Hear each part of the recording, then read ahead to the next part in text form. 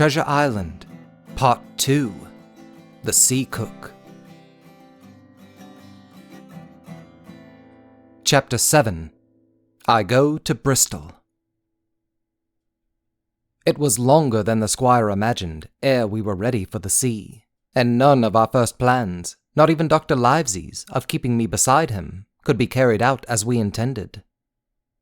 The doctor had to go to London for a physician to take charge of his practice. The squire was hard at work at Bristol, and I lived on at the Hall under the charge of old Redruth, the gamekeeper, almost a prisoner, but full of sea dreams and the most charming anticipations of strange islands and adventures.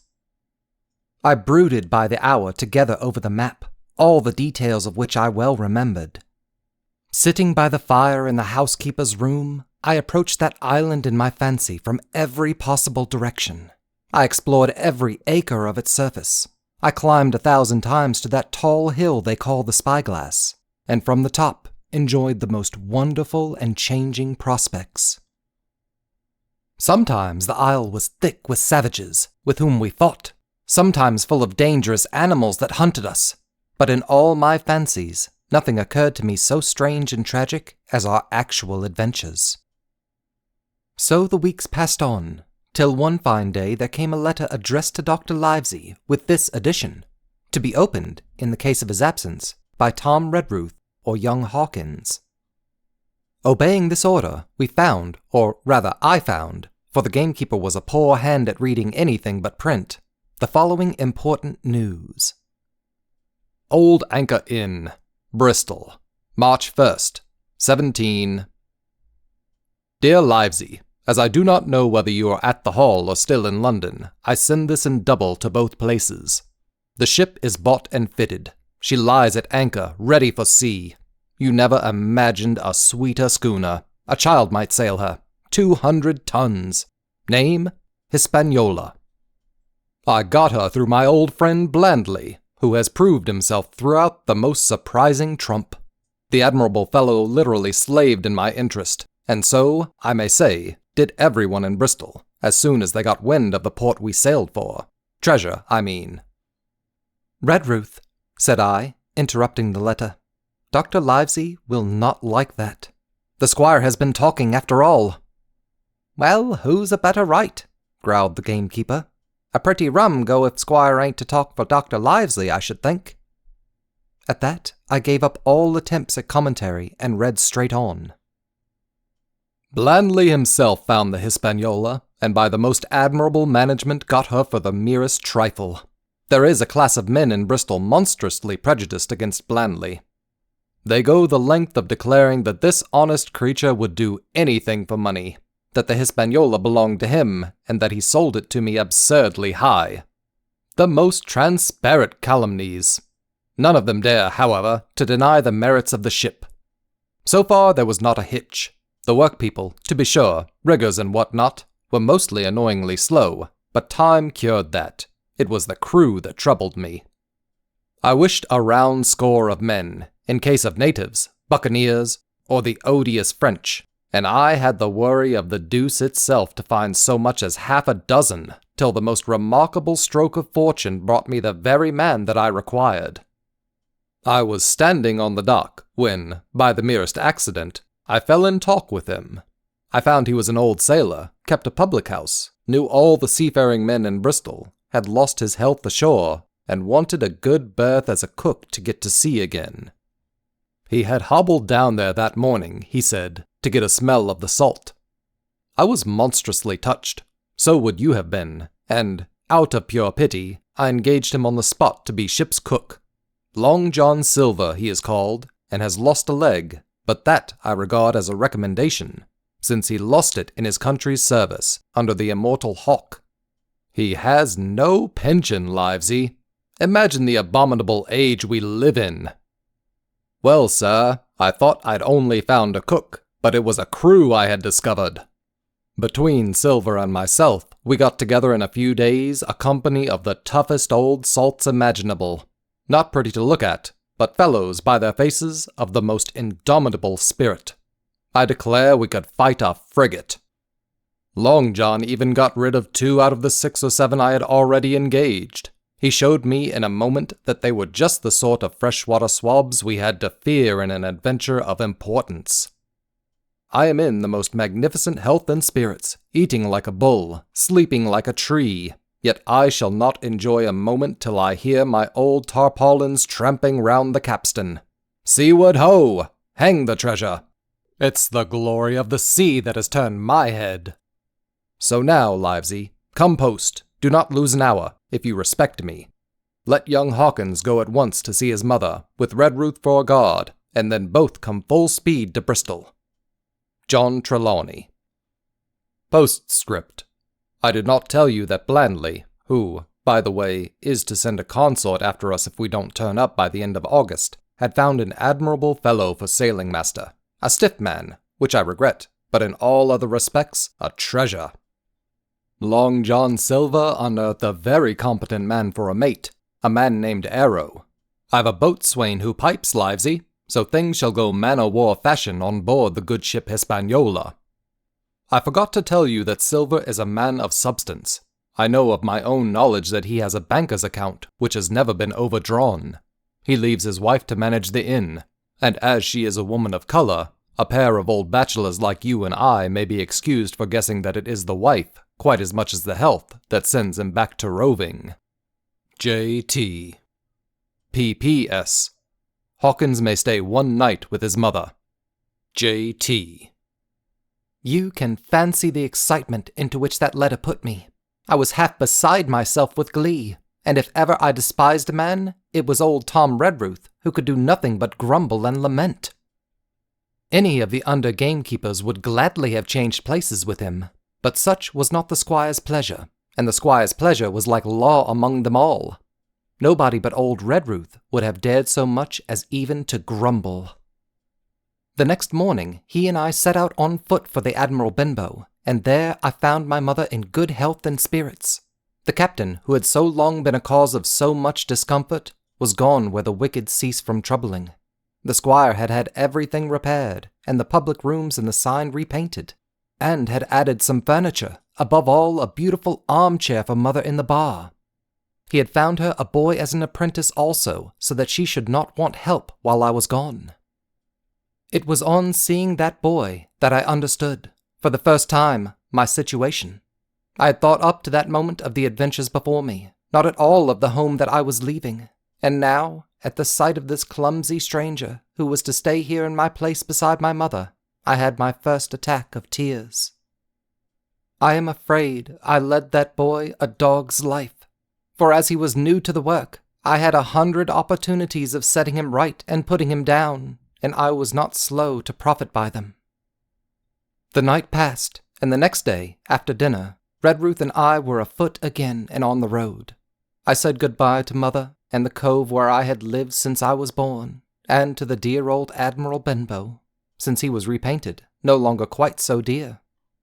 One of my last thoughts was of the captain, who had so often strode along the beach with his cocked hat, his saber-cut cheek, and his old brass telescope. Next moment, we had turned the corner, and my home was out of sight. The mail picked us up about dusk at the Royal George on the Heath. I was wedged in between Redruth and a stout old gentleman, and in spite of the swift motion and the cold night air, I must have dozed a great deal from the very first, and then slept like a log up hill and down dale through stage after stage. For when I was awakened, at last, it was by a punch in the ribs, and I opened my eyes to find that we were standing still before a large building in a city street, and that the day had already broken a long time. "Where are we?" I asked. "Bristol," said Tom. "Get down." Mr. Trelawney had taken up his residence at an inn far down the docks to superintend the work upon the schooner. Thither we had now to walk, and on our way, to my great delight, lay along the quays and beside the great multitude of ships of all sizes and rigs and nations. In one, sailors were singing at their work. In another, there were men aloft high over my head, hanging to threads that seemed no thicker than a spider's. Though I had lived by the shore all my life, I seemed never to have been near the sea till then. The smell of tar and salt was something new. I saw the most wonderful figureheads, that had all been far over the ocean. I saw, besides, many old sailors with rings in their ears and whiskers curled in ringlets and tarry pigtails in their swaggering, clumsy sea walk, and if I had seen as many kings or archbishops, I could not have been more delighted. And I was going to sea myself, to sea in a schooner, with a piping boatswain and pigtailed singing seamen, to sea, bound for an unknown island, and to seek for buried treasure. While I was still in this delightful dream, we came suddenly in front of a large inn and met Squire Trelawney, all dressed out like a sea officer in stout blue cloth, coming out of the door with a smile on his face in capital imitation of a sailor's walk. "Here you are," he cried, "and the doctor came last night from London. Bravo! The ship's company's complete." "Oh, sir," cried I, "when do we sail?" "Sail," says he. "We sail tomorrow." Chapter 8. At the Sign of the Spyglass. When I had done breakfasting, the squire gave me a note addressed to John Silver, at the Sign of the Spyglass, and told me I should easily find the place by following the line of docks and keeping a bright lookout for a little tavern with a large brass telescope for sign. I set off, overjoyed at this opportunity to see some more of the ships and seamen, and picked my way among a great crowd of people in carts and bales, for the dock was now at its busiest, until I found the tavern in question. It was a bright enough little place of entertainment. The sign was newly painted, the windows had neat red curtains, the floor was cleanly sanded, there was a street on each side and an open door on both, which made the large low room pretty clear to see in spite of clouds of tobacco smoke. The customers were mostly seafaring men, and they talked so loudly that I hung at the door, almost afraid to enter. As I was waiting, a man came out of a side room, and at a glance, I was sure he must be Long John. His left leg was cut off close by the hip, and under the left shoulder he carried a crutch, which he managed with wonderful dexterity, hopping about upon it like a bird. He was very tall and strong, with a face as big as a ham, plain and pale, but intelligent and smiling. Indeed, he seemed in the most cheerful spirits, whistling as he moved among the tables, with a merry word or a slap on the shoulder for the more favored of his guests. Now, to tell you the truth, from the very first mention of Long John in Squire Trelawney's letter, I had taken a fear in my mind that he might prove to be the very one-legged sailor whom I had watched for so long at the old Benbow. But one look at the man before me was enough. I had seen the captain, and Black Dog, and the blind man, Pew, and I thought I knew what a buccaneer was like. A very different creature, according to me, from this clean and pleasant-tempered landlord. I plucked up courage at once, crossed the threshold, and walked right up to the man where he stood, propped on his crutch, talking to a customer. "Mr. Silver, sir?" I asked, holding out the note. "Yes, my lad," said he. "Such is my name, to be sure, and who may you be?" And then, as he saw the squire's letter, he seemed to give me something almost like a start. "Oh," said he, quite loud and offering his hand. "I see. You are our new cabin boy. Pleased I am to see you." And he took my hand in his large, firm grasp. Just then, one of the customers at the far side rose suddenly and made for the door. It was close by him, and he was out in the street in a moment. But his hurry had attracted my notice, and I recognized him at a glance. It was the tallow-faced man, wanting 2 fingers, who had come first to the Admiral Benbow. "Oh," I cried, "stop him! It's Black Dog!" "I don't care 2 coppers who he is," cried Silver, "but he hasn't paid his score. Harry, run and catch him." One of the others who was nearest the door leaped up and started in pursuit. "If he were Admiral Hawke, he shall pay his score," cried Silver, and then, relinquishing my hand, "Who did you say he was?" he asked. "Black what?" "Dog, sir," said I. "Has Mr. Trelawney not told you of the buccaneers? He was one of them." "So," cried Silver, "in my house! Ben, run and help Harry. One of those swabs, was he? Was that you drinking with him, Morgan? Step up here." The man whom he called Morgan, an old gray-haired mahogany-faced sailor, came forward pretty sheepishly, rolling his quid. "Now," Morgan, said Long John very sternly, you never clapped your eyes on that black dog before, did you now? Not I, sir, said Morgan with a salute. You didn't know his name, did you? No, sir. By the powers, Tom Morgan, it's as good for you, exclaimed the landlord. If you had been mixed up with the like of that, you would never have put another foot in my house, you may lay to that. And what was he saying to you? I don't rightly know, sir, answered Morgan. Do you call that a head on your shoulders, or a blessed dead-eye? Cried Long John. Don't rightly know, don't you? Perhaps you don't happen to rightly know who you was speaking to, perhaps. Come now, what was he jawing? Voyages, captains, ships? Pipe up, what was it? We was a-talking of keel-hauling, answered Morgan. Keel-hauling, was you? And a mighty suitable thing, too, and you may lay to that. Get back to your place for a lubber, Tom. And then, as Morgan rolled back to his seat, Silver added to me in a confidential whisper that was very flattering, as I thought. He's quite an honest man, Tom Morgan, only stupid. And now, he ran on again aloud. Let's see, Black Dog? No, I don't know the name, not I. Yet I kind of think Yes, I've seen the swab. He used to come here with a blind beggar, he used. That he did, you may be sure, said I. I knew that blind man, too. His name was Pew. It was, cried Silver, now quite excited. Pew, that were his name for certain. Ah, he looked like a shark, he did. If we run down this black dog now, there'll be news for Captain Trelawney. Ben's a good runner. Few seamen run better than Ben. He should run 'em down, hand over hand, by the powers. He talked of keel-hauling, did he? I'll keel-haul him. All the time he was jerking out these phrases, he was stumping up and down the tavern on his crutch, slapping tables with his hand and giving such a show of excitement as would have convinced an Old Bailey judge or a Bow Street runner. My suspicions had been thoroughly reawakened on finding Black Dog at the spyglass, and I watched the cook narrowly. But he was too deep, and too ready, and too clever for me, and by the time the two men had come back out of breath and confessed that they had lost the track in a crowd and been scolded like thieves, I would have gone bail for the innocence of Long John Silver. See here, now, Hawkins, said he. Here's a blessed hard thing on a man like me, now ain't it? There's Captain Trelawney. What's he to think? Here I have this confounded son of a Dutchman sitting in my own house drinking of my own rum. Here you comes and tells me of it plain, and here I let him give us all the slip before my blessed deadlights. Now, Hawkins, you do me justice with the captain. You're a lad, you are, but you're smart as paint. I see that when you first come in. Now, here it is.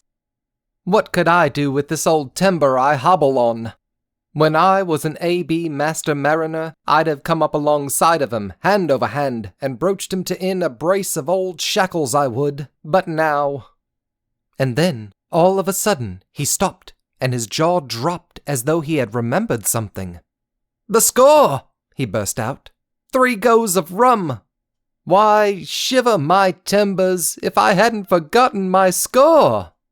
And, falling on a bench, he laughed until the tears ran down his cheeks.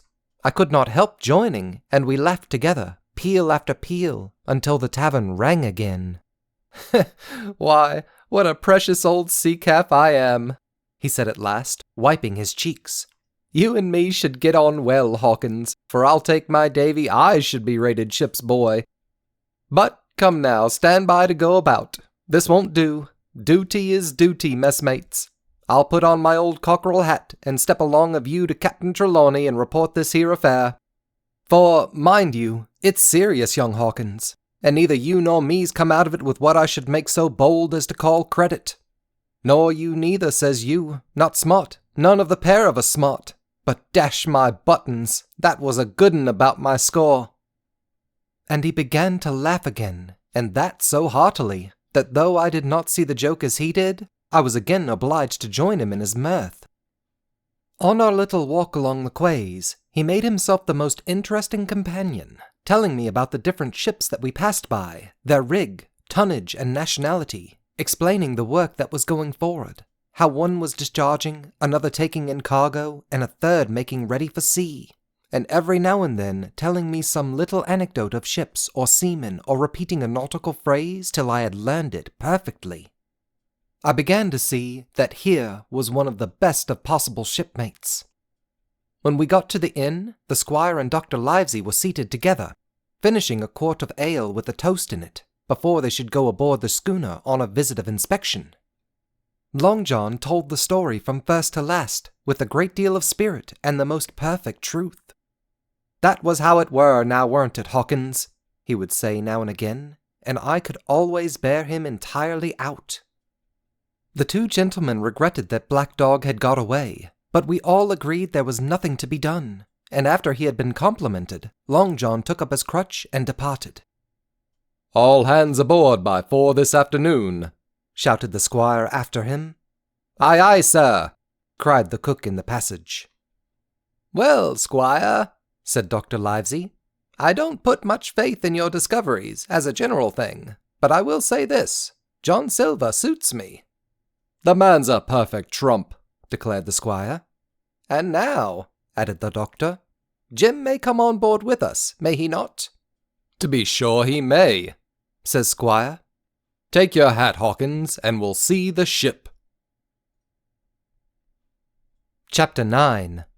Powder and Arms. The Hispaniola lay some way out, and we went under the figureheads and round the sterns of many other ships, and their cables sometimes grated underneath our keel and sometimes swung above us. At last, however, we got alongside, and we were met and saluted as we stepped aboard by the mate, Mr. Arrow, a brown old sailor with earrings in his ears and a squint. He and the squire were very thick and friendly, but I soon observed that things were not the same between Mr. Trelawney and the captain.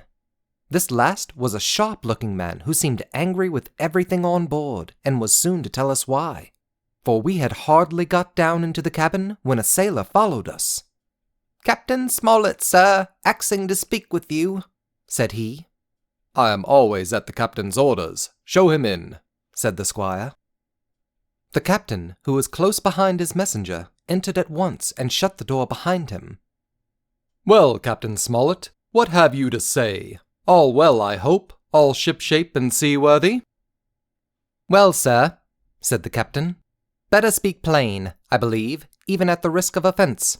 I don't like this cruise, I don't like the men, and I don't like my officer. That's short and sweet." "Perhaps, sir, you don't like the ship?" inquired the squire, very angry as I could see. "I can't speak as to that, sir, not having seen her tried," said the captain. "She seems a clever craft. More, I can't say." "Possibly, sir, you may not like your employer either," says the squire. But here Dr. Livesey cut in. "Stay a bit," said he. "Stay a bit. No use of such questions as that but to produce ill feeling. The captain has said too much or he has said too little, and I'm bound to say that I require an explanation of his words. You don't, you say, like this cruise. Now, why?" "I was engaged, sir, on what we call sealed orders, to sail this ship for that gentleman where he should bid me," said the captain. "So far, so good. But now I find that every man before the mast knows more than I do.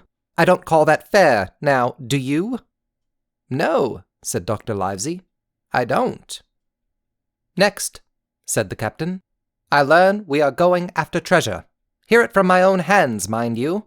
Now, treasure is ticklish work. I don't like treasure voyages on any account, and I don't like them, above all, when they are secret and when, begging your pardon, Mr. Trelawney, the secret has been told to the parrot."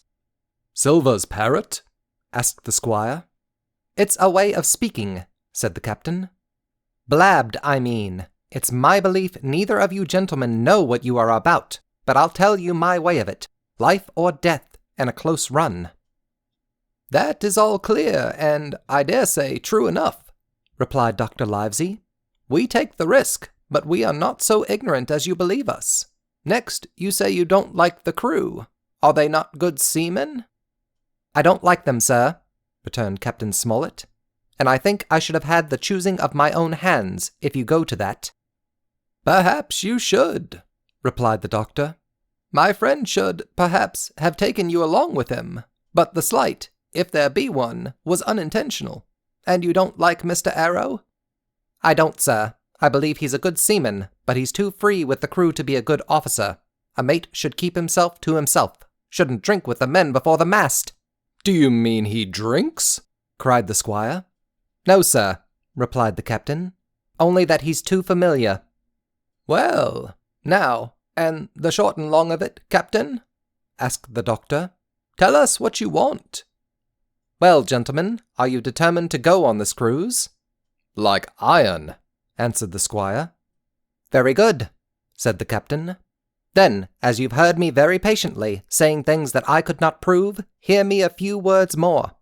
They are putting the powder and arms in the forehold. Now, you have a good place under the cabin. Why not put them there? First point. Then, you are bringing 4 of your own people with you, and they tell me some of them are to be berthed forward. Why not give them the berths here beside the cabin? Second point." "Any more?" asked Mr. Trelawney. "One more," said the captain. "There's been too much blabbing already." "Far too much," agreed the doctor. "I'll tell you what I've heard myself," continued Captain Smollett. "That you have a map of an island, that there's crosses on the map to show where treasure is, and that the island lies—" And then he named the latitude and longitude exactly. "I never told that," cried the squire. "To a soul." "The hands know it, sir," returned the captain. "Livesey, that must have been you or Hawkins," cried the squire. "It doesn't much matter who it was," replied the doctor, and I could see that neither he nor the captain paid much regard to Mr. Trelawney's protestations. Neither did I, to be sure. He was so loose a talker. Yet in this case I believed he was really right, and that nobody had told the situation of the island. "Well, gentlemen," continued the captain, "I don't know who has this map, but I make it a point. It shall be kept secret even from me and Mr. Arrow. Otherwise I would ask you to let me resign." "I see," said the doctor. "You wish to keep this matter dark, and to make a garrison of the stern part of the ship, manned with my friend's own people, and provided with all the arms and powder on board. In other words, you fear a mutiny." "Sir," said Captain Smollett, "with no intention to take offence, I deny your right to put words into my mouth.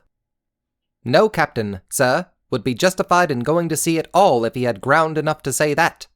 As for Mr. Arrow, I believe him thoroughly honest. Some of the men are the same. All may be for what I know. But I am responsible for the ship's safety and the life of every man jack aboard of her. I see things going, as I think, not quite right. And I ask you to take certain precautions or let me resign my berth. And that's all." "Captain Smollett," began the doctor with a smile, "did you ever hear the fable of the mountain and the mouse? You'll excuse me, I dare say, but you remind me of that fable. When you came in here, I'll stake my wig, you meant more than this." "Doctor," said the captain, "you are smart. When I came in here, I meant to get discharged. I had no thought that Mr. Trelawney would hear a word." "No more I would," cried the squire. "Had Livesey not been here, I should have seen you to the deuce. As it is, I have heard you. I will do as you desire, but I think the worse of you." "That's as you please, sir," said the captain. "You'll find I do my duty." And with that, he took his leave. "Trelawney," said the doctor, "contrary to all my notions, I believed you to have managed to get 2 honest men on board with you, that man and John Silver." "Silver, if you like," cried the squire. "But as for that intolerable humbug, I declare I think his conduct unmanly, unsailorly, and downright un-English." "Well," says the doctor, "we shall see."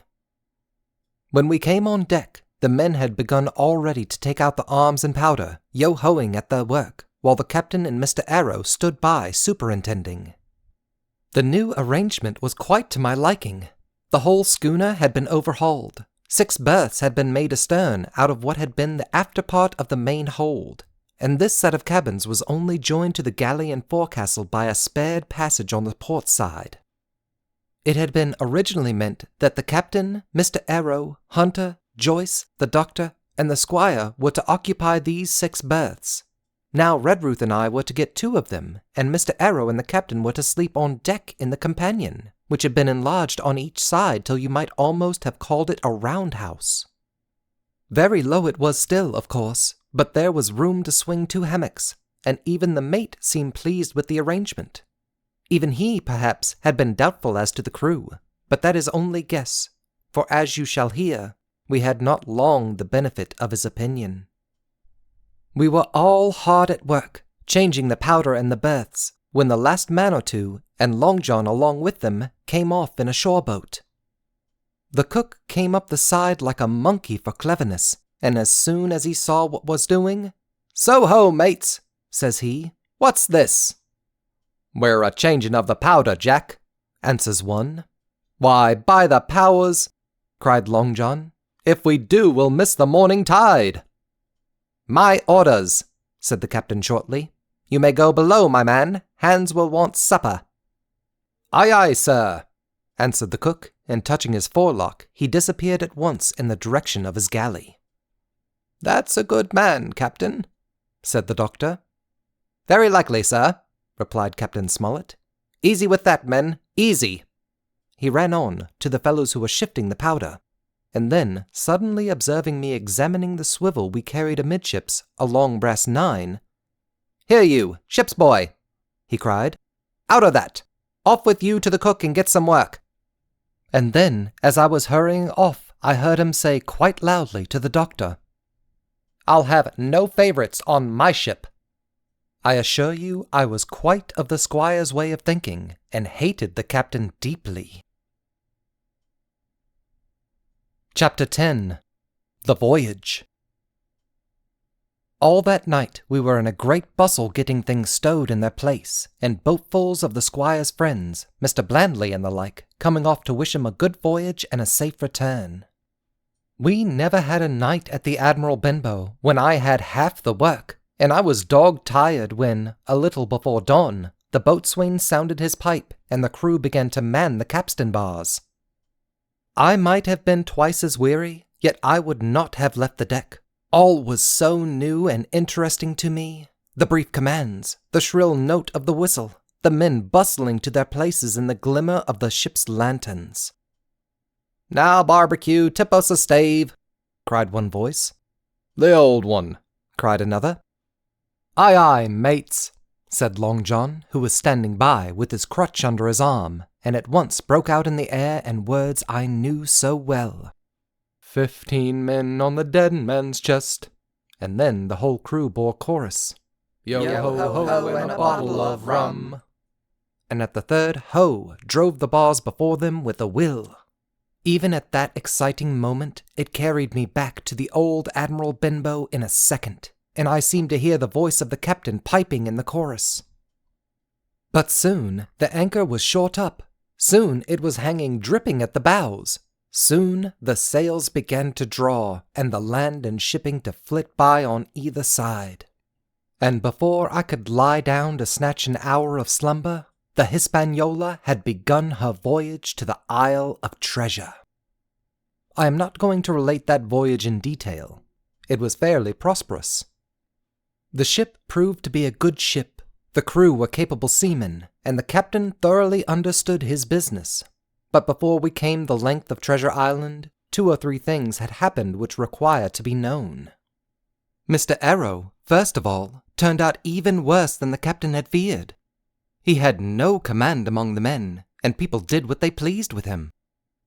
But that was by no means the worst of it, for after a day or 2 at sea, he began to appear on deck with hazy eye, red cheeks, stuttering tongue, and other marks of drunkenness. Time after time he was ordered below in disgrace. Sometimes he fell and cut himself. Sometimes he lay all day long in his little bunk at one side of the companion. Sometimes, for a day or 2, he would be almost sober and attend to his work at least passably. In the meantime, we could never make out where he got the drink. That was the ship's mystery. Watch him as we pleased, we could do nothing to solve it, and when we asked him to his face, he would only laugh if he were drunk, and if he were sober, deny solemnly that he had ever tasted anything but water. He was not only useless as an officer and a bad influence amongst the men, but it was plain that at this rate he must soon kill himself outright. So nobody was much surprised, nor very sorry, when one dark night, with a head sea, he disappeared entirely and was seen no more. "Overboard," said the captain. "Well, gentlemen, that saves the trouble of putting him in irons." But there we were, without a mate, and it was necessary, of course, to advance one of the men. The boatswain, Job Anderson, was the likeliest man aboard, and though he kept his old title, he served in a way as mate. Mr. Trelawney had followed the sea, and his knowledge made him very useful, for he often took a watch himself in easy weather. And the coxswain, Israel Hands, was a careful, wily old experienced seaman who could be trusted at a pinch with almost anything. He was a great confidant of Long John Silver, and so the mention of his name leads me on to speak of our ship's cook, Barbecue, as the men called him. Aboard ship, he carried his crutch by a lanyard round his neck, to have both hands as free as possible. It was something to see him wedge the foot of the crutch against a bulkhead, and propped up against it, yielding to every movement of the ship, get on with his cooking like someone safe ashore. Still more strange was it to see him in the heaviest of weather cross the deck. He had a line or two rigged up to help him across the widest spaces. Long John's earrings they were called, and he would hand himself from one place to another, now using the crutch, now trailing it alongside by the lanyard, as quickly as another man could walk. Yet some of the men who had sailed with him before expressed their pity to see him so reduced. "He's no common man, Barbecue," said the coxswain to me. "He had good schooling in his young days and can speak like a book when so minded. And brave, a lion's nothing alongside of Long John. I've seen him grapple 4 and knock their heads together, him unarmed." All the crew respected and even obeyed him. He had a way of talking to each and doing everybody some particular service. To me, he was unweariedly kind, and always glad to see me in the galley, which he kept as clean as a new pin, the dishes hanging up burnished, and his parrot in a cage in one corner. "Come away, Hawkins," he would say. "Come and have a yarn with John. Nobody more welcome than yourself, my son. Sit you down and hear the news. Here's Captain Flint. I calls my parrot Captain Flint after the famous buccaneer. Here's Captain Flint predicting success to our voyage. Wasn't you, Captain?" And the parrot would say with great rapidity, "Pieces of 8! Pieces of 8! Pieces of 8! Till you wondered that it was not out of breath, or till John threw his handkerchief over the cage. "Now that bird," he would say, "is maybe 200 years old. Hawkins, they live forever mostly, and if anybody's seen more wickedness, it must be the devil himself. She's sailed with England, the great Captain England, the pirate. She's been at Madagascar, and at Malabar, and Surinam, and Providence, and Portobello. She was at the fishing up of the wrecked plate ships. It's there she learned pieces of 8, and little wonder, 350,000 of 'em, Hawkins. She was at the boarding of the Viceroy of the Indies out of Goa, she was. And to look at her, you would think she was a babby. But you smelt powder, didn't you, Captain?" Stand by to go about!" the parrot would scream. "Ah, she's a handsome craft, she is," the cook would say, and give her sugar from his pocket. And then the bird would peck at the bars and swear straight on, passing belief for wickedness. "There," John would add, "you can't touch pitch and not be mucked, lad. Here's this poor old innocent bird of mine swearing blue fire, and none the wiser, you may lay to that." She would swear the same, in a manner of speaking, before Chaplin, and John would touch his forelock with a solemn way he had that made me think he was the best of men. In the meantime, the squire and Captain Smollett were still on pretty distant terms with one another. The squire made no bones about the matter. He despised the captain. The captain, on his part, never spoke but when he was spoken to, and then sharp and short and dry, and not a word wasted. He owned, when driven into a corner, that he seemed to have been wrong about the crew, that some of them were as brisk as he wanted to see, and all had behaved fairly well. As for the ship, he had taken a downright fancy to her. "She'll lie in a port nearer the wind than a man has a right to expect of his own married wife, sir. But," he would add, "all I say is, we're not home again, and I don't like the cruise." The squire, at this, would turn away and march up and down the deck, chin in air. "A trifle more of that, man," he would say, "and I shall explode." We had some heavy weather, which only proved the qualities of the Hispaniola. Every man on board seemed well content, and they must have been hard to please if they had been otherwise, for it is my belief that there was never a ship's company so spoiled since Noah put to sea. Double grog was going on the least excuse. There was duff on odd days, as for instance, if the squire heard it was any man's birthday, and always a barrel of apples standing broached in the waist for anyone to help himself that had a fancy. "Never knew good come of it yet," the captain said to Dr. Livesey. "Spoil forecastle hands, make devils. That's my belief." But good did come of the apple barrel, as you shall hear, for if it had not been for that, we should have had no note of warning and might all have perished by the hand of treachery. This was how it came about. We had run up the trades to get the wind of the island we were after. I am not allowed to be more plain.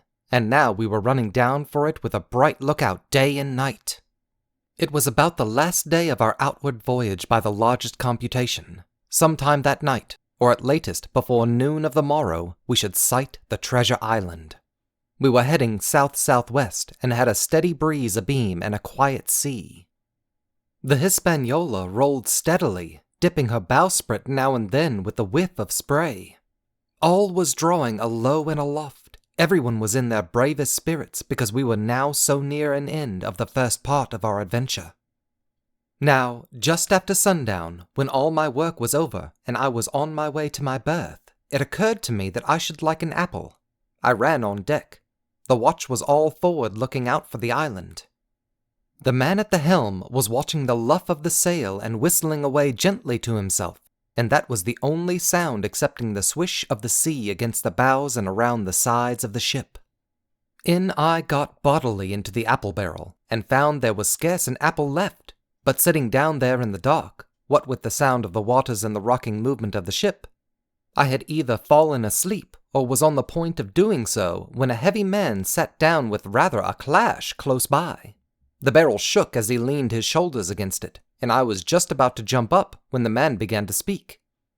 It was Silver's voice, and before I had heard a dozen words, I would not have shown myself for all the world, but lay there, trembling and listening, in the extreme fear and curiosity, for from these dozen words I understood that the lives of all the honest men aboard depended upon me alone. Chapter 11. What I Heard in the Apple Barrel. "No, not I," said Silver.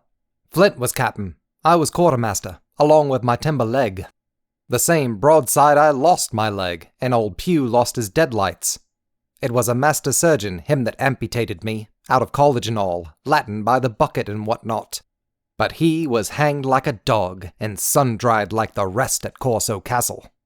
That was Roberts's men, that was, and comed of changing names to their ships, Royal Fortune and so on.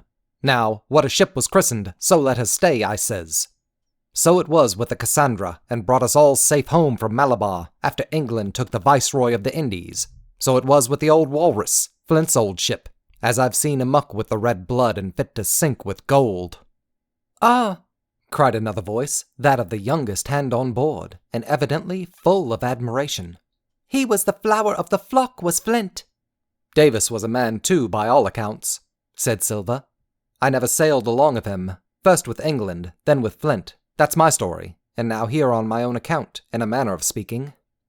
I laid by 900 safe from England, and 2,000 after Flint. That ain't bad for a man before the mast, all safe in bank. 'Tain't earning now, it's saving, does it? You may lay to that. Where's all England's men now? I don't know. Where's Flint's? Why, most of 'em on board here, and glad to get the duff. Been begging before that, some on 'em. Old Pew, as had lost his sight, and might have thought shame, spends £1,200 in a year like a lord in Parliament. Where is he now? Well, he's dead now and under hatches. But for 2 years before that, shiver my timbers, the man was starving. He begged, and he stole, and he cut throats, and starved at that, by the powers." "Well, it ain't much use after all," said the young seaman. "'Tain't much use for fools, you may lay to it. That nor nothing," cried Silver. "But now, you look here. You're young, you are, but you're as smart as paint. I seen that when I set my eyes on you, and I'll talk to you like a man. You may imagine how I felt when I heard this abominable old rogue addressing another in the very same words of flattery as he had used to myself. I think, if I had been able, that I would have killed him through the barrel. Meantime, he ran on, little supposing he was overheard. Here it is about gentlemen of fortune. They lives rough, and they risk swinging, but they eat and drink like fighting cocks. And when a cruise is done, why, it's hundreds of pounds instead of hundreds of farthings in their pockets. Now, the most goes for rum and a good fling, and to sea again in their shirts. But that's not the course I lay. I puts it all away, some here, some there, and none too much anywheres, by reason of suspicion. I'm 50, mark you. Once back from this cruise, I set up gentlemen in earnest. Time enough too, says you. Ah, but I've lived easy in the meantime. Never deny myself o' nothing heart's desires, and slept soft and ate dainty all my days but when at sea. And how did I begin? Before the mast, like you. Well, said the other, but all the other money's gone now, ain't it? You daren't show your face in Bristol after this. Why, where you might suppose it was? Asked Silver derisively. At Bristol, in banks and places, answered his companion. It were, said the cook. It were when we weighed anchor, but my old missus has it all by now. And the spyglass is sold, lease and goodwill and rigging, and the old girl's off to meet me.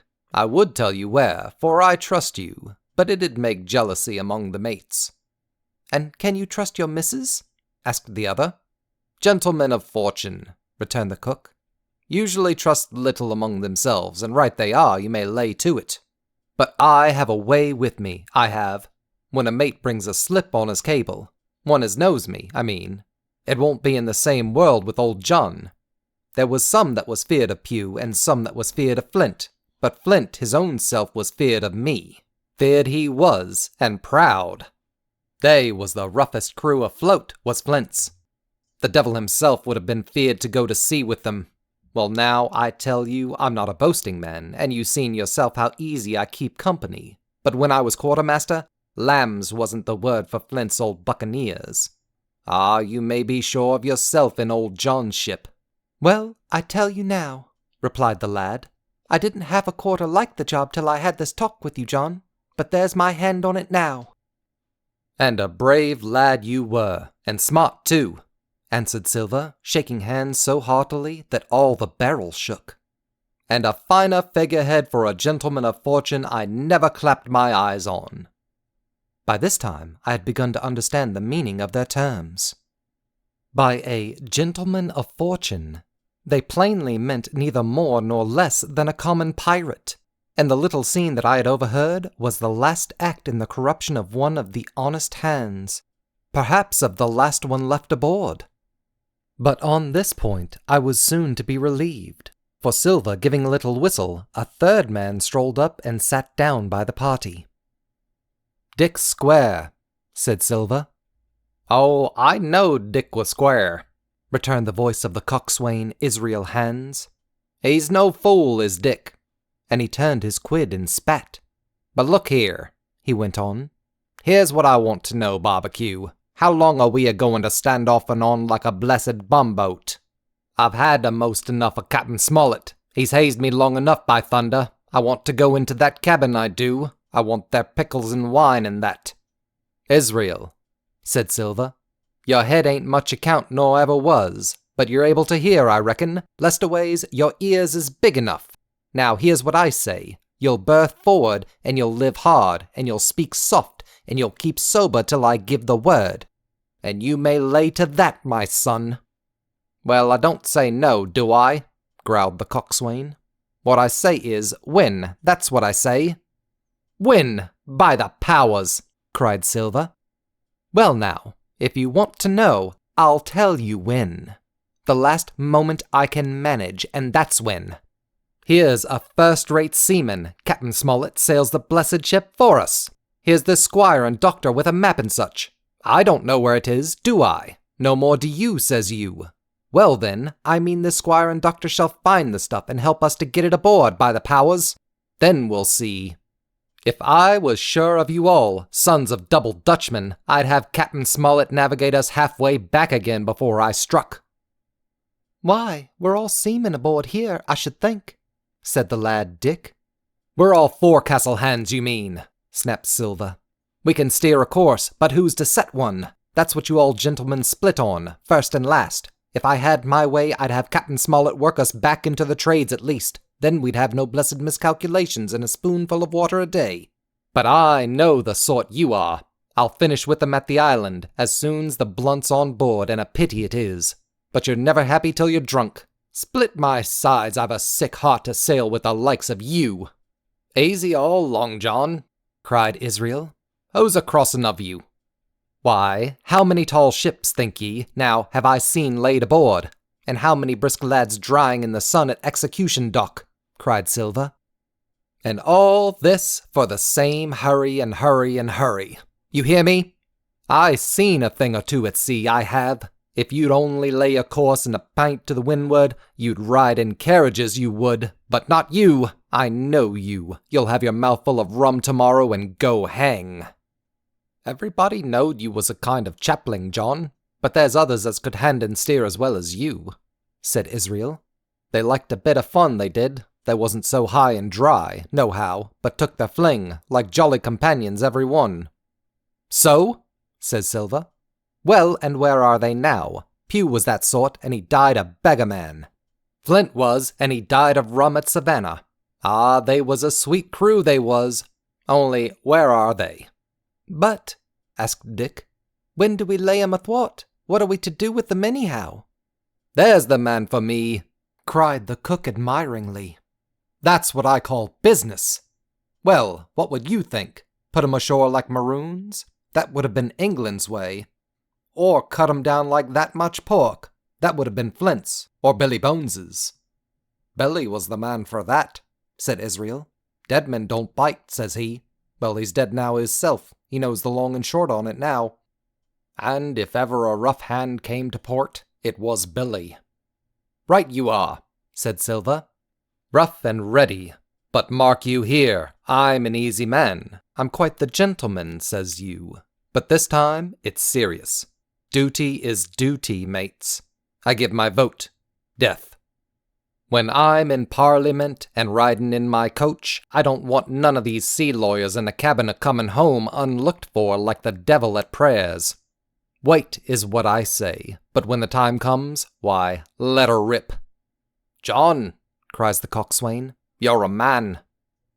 You'll say so, Israel, when you see, said Silver. Only one thing I claim Trelawney. I'll wring his calf's head off his body with these hands, Dick, he added, breaking off. You just jump up like a sweet lad and get me an apple to wet my pipe like. You may fancy the terror I was in. I should have leaped out and run for it if I had found the strength, but my limbs and heart alike misgave me. I heard Dick begin to rise, and then someone seemingly stopped him, and the voice of Hans exclaimed, Oh, stow that. Don't you get suckin' up off that bilge, John. Let's have a go of the rum. Dick, said Silver, I trust you. I've a gauge on the keg, mind. There's the key. You fill a pannikin and bring it up. Terrified as I was, I could not help thinking to myself that this must have been how Mr. Arrow got the strong waters that destroyed him. Dick was gone but a little while, and during his absence, Israel spoke straight on in the cook's ear. It was but a word or two that I could catch, and yet I gathered some important news. For, besides other scraps that tended to the same purpose, this whole clause was audible. Not another man of them'll jine. Hence, there were still faithful men on board. When Dick returned, one after another of the trio took the pannikin and drank. One, to luck. Another with, Here's to old Flint. And Silver himself saying, in a kind of song, Here's to ourselves and hold your luff. Plenty of prizes and plenty of duff. Just then, a sort of brightness fell upon me in the barrel, and looking up, I found the moon had risen and was silvering the mizentop and shining white on the luff of the foresail, and almost at the same time the voice of the lookout shouted, Land ho! Chapter 12. Council of War. There was a great rush of feet across the deck, I could hear people tumbling up from the cabin in the forecastle, and slipping in an instant outside my barrel, I dived behind the foresail, made a double towards the stern, and came out upon the open deck in time to join Hunter and Dr. Livesey in the rush for the weather bow. There, all hands were already congregated. A belt of fog had lifted almost simultaneously with the appearance of the moon. Away to the southwest of us, we saw two low hills, about a couple of miles apart, and rising behind one of them, a third and higher hill, whose peak was still buried in the fog. All three seemed sharp and conical in figure. So much I saw, almost in a dream, for I had not yet recovered from my horrid fear of a minute or two before. And then I heard the voice of Captain Smollett issuing orders. The Hispaniola was laid a couple of points nearer the wind, and now sailed a course that would just clear the island on the east. "And now, men," said the captain, when all was sheeted home, "has any one of you ever seen that land ahead?" "I have, sir," said Silver. "I've watered there with the trader I was cook in." "The anchorage is on the south, behind an islet, I fancy?" asked the captain. "Yes, sir. Skeleton Island, they calls it. It were a main place for pirates once, and a hand we had on board knowed all the names for it. That hill to the nor'ard they called the Foremast Hill. There are 3 hills in a row running south'ard, fore, main, and mizzen, sir." "But the main, that's the big 'un with the cloud on it. They usually calls the Spyglass, by reason of a lookout they kept when they was in the anchorage cleaning, for it's there they cleaned their ships, sir, asking your pardon." "I have a chart here," says Captain Smollett. "See if that's the place." Long John's eyes burned in his head as he took the chart, but by the fresh look of the paper, I knew he was doomed to disappointment. This was not the map we found in Billy Bones's chest, but an accurate copy, complete in all things, names and heights and soundings, with the single exception of the red crosses and the written notes. Sharp as must have been his annoyance, Silver had the strength of mind to hide it. "Yes, sir," said he. "This is the spot, to be sure, and very prettily drawed out. Who might have done that, I wonder? The pirates were too ignorant, I reckon. Aye, here it is, Captain Kidd's anchorage, just the name my shipmate called it. There's a strong current runs along the south, and then away nor'ard up the west coast. Right you was, sir," says he, "to haul your winds and keep the weather of the island. Leastways, if such was your intention as to enter and careen, there ain't no better place for that in these waters." "Thank you, my man," says Captain Smollett. "I'll ask you later on to give us a help. You may go." I was surprised at the coolness with which John avowed his knowledge of the island, and I own I was half frightened when I saw him drawing nearer to myself. He did not know, to be sure, that I had overheard his counsel from the apple barrel, and yet I had by this time taken such a horror of his cruelty, duplicity, and power that I could scarce conceal a shudder when he laid his hand upon my arm. "Ah," says he, "this here is a sweet spot, this island, a sweet spot for a lad to get ashore. You'll bathe, and you'll climb trees, and you'll hunt goats, you will, and you'll get aloft on them hills like a goat yourself. Why, it makes me young again. I was going to forget my timber leg, I was. It's a pleasant thing to be young and have 10 toes, and you may lay to that. When you want to go a bit of exploring, you just ask old John, and he'll put up a snack for you to take along." And clapping me in the friendliest way upon the shoulder, he hobbled off forward and went below. Captain Smollett, the squire, and Dr. Livesey were talking together on the quarter-deck, and anxious as I was to tell them my story, I durst not interrupt them openly. While I was still casting about in my thoughts to find some probable excuse, Dr. Livesey called me to his side. He had left his pipe below, and being a slave to tobacco, had meant that I should fetch it. But as soon as I was near enough to speak and not to be overheard, I broke immediately. "Doctor, let me speak. Get the captain and squire down to the cabin, and then make some pretense to send for me. I have terrible news." The doctor changed countenance a little, but next moment he was master of himself. "Thank you, Jem," said he quite loudly. "That was all I wanted to know," as if he had asked me a question. And with that, he turned on his heel and rejoined the other two. They spoke together for a little, and though none of them started, or raised his voice, or so much as whistled, it was plain enough that Dr. Livesey had communicated my request. For the next thing I heard was the captain giving an order to Job Anderson, and all hands were piped on deck. "My lads," said Captain Smollett, "I've a word to say to you. This land that we have sighted is the place we have been sailing for. Mr. Trelawney, being a very open-handed gentleman, as we all know, has just asked me a word or two, and as I was able to tell him that every man on board has done his duty, alow and aloft, as I never asked to see it done better, why, he and I and the doctor are going below to the cabin to drink your health and luck, and you'll have grog served out for you to drink our health and luck. I'll tell you what I think of this. I think it handsome, and if you think as I do, you'll give a good sea cheer for the gentleman that does it." The cheer followed. That was a matter of course, but it rang out so full and hearty that I confess I could hardly believe these the same men were plotting for our blood. "One more cheer for Captain Smollett!" cried Long John when the first had subsided, and this also was given with a will. On the top of that, the three gentlemen went below, and not long after, word was sent forward that Jim Hawkins was wanted in the cabin.